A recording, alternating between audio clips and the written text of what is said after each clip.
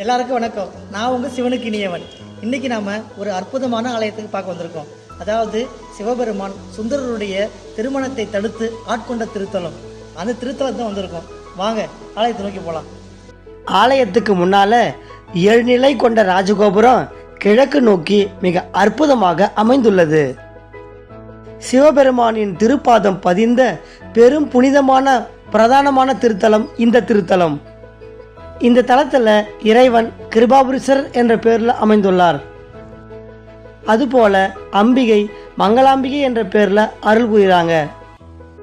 கிழவராக வந்து சுந்தரரோடு வழக்கு செய்த ஈசன் லிங்கமாக ஐக்கியமாகும் முன் கருவறைக்கு முன்பாக தான் கழற்றி வைத்த காலணி பாதுகை இன்னும் இத்தலத்தில் உள்ளது.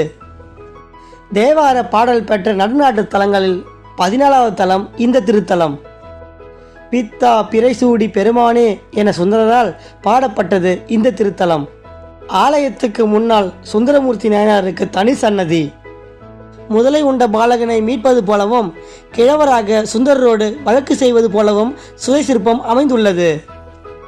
ஆலயத்தின் வெளிப்பிரகாரத்தில் வழக்காடு மன்றம் அமைந்துள்ளது. சொத்து பிரச்சனையால் உள்ளவர்களும் தீராத வழக்குகளால் பாதிக்கப்பட்டவரும் இங்கு வந்து இப்பெருமானை வழிபாடு செய்வதால் அவர்கள் பிரச்சனை நீங்குகிறது.